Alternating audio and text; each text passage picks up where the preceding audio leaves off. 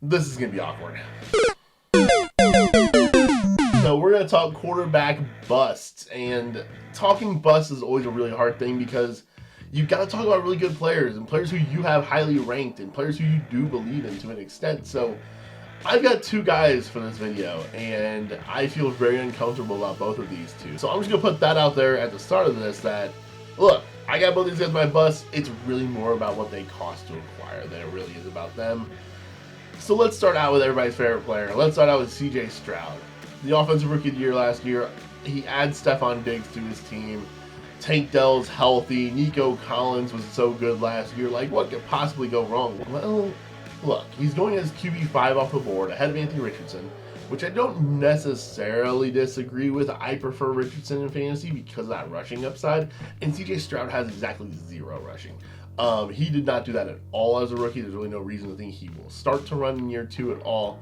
And that's the starting point of it. Is we see this often where the quarterbacks who do not run the ball at all have got to find a way to have high touchdown rates, throw a lot of touchdowns, and he very well may, and it might hit. But they did also just bring in Joe Mixon, who may steal enough of those away to where if CJ Stroud finishes as like QB9, because of that touchdown luck a little bit, we're going to be massively disappointed. You are paying for him to be better than he's ever been, which happens, fairly bit for breakout candidates. But for him, man, I don't know. We're drafting him as QB5 apparently. That's just a little too rich for my blood. I don't see the likelihood of him being able to hit on that potential being so high that I would want to take him at this point, right? I think he has the upside to finish better than QB5. Absolutely. I just don't think it's all that likely, and so it's just not a bet I'm willing to make. Maybe that's why I should rename this video. Instead of it being, hey, here are my busts, here are just the bets I'm not willing to take. I think Justin Herbert is a really good player to look at when talking about CJ Stroud, and just think about what we've had out of Justin Herbert over the last few years, right? Amazing rookie season. We all love Justin Herbert as a player. We still do. But he has been a bit disappointing for fantasy purposes, and at the root of all of that does just come down to touchdowns. So that's kind of my concern with CJ Stroud, is that we just end up with a Justin Herbert kind of situation. And guys, speaking of Justin Herbert, unfortunately, he has just come out with a plantar fascia injury, a foot injury. I didn't have him as one of my busts listed here, probably because, like, the price is really going down on Justin Herbert this season, what's going to cost to acquire him.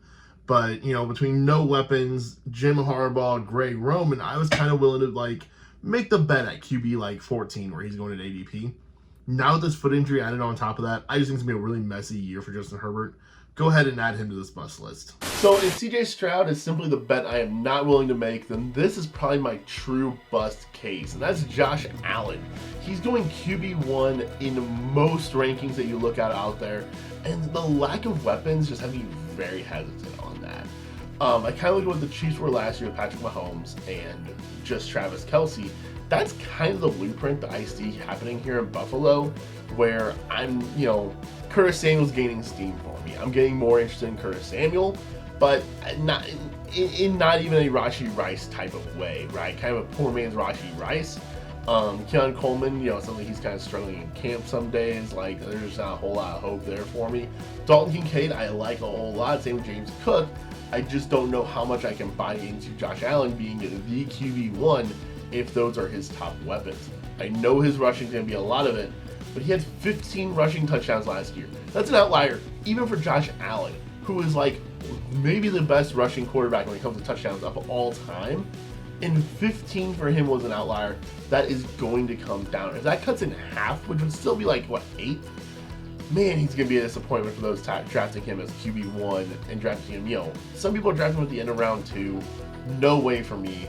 I'll still take him as QB4 behind Mahomes, Hurts, and Lamar, but I'm going to have 0 Josh Allen this season. And that's a scary thing, but I just don't think the pass catchers are there, and I think the rushing touchdowns come down just enough to where he doesn't quite hit the ceiling that a lot of people are paying for Josh Allen. So short and sweet here today, guys, with the bust. But if you want to check out some of the players you should be drafting, go check out my sleepers video right now on the screen. And hey, leave a comment down below here. Who are your biggest busts for the 2024 season at quarterback?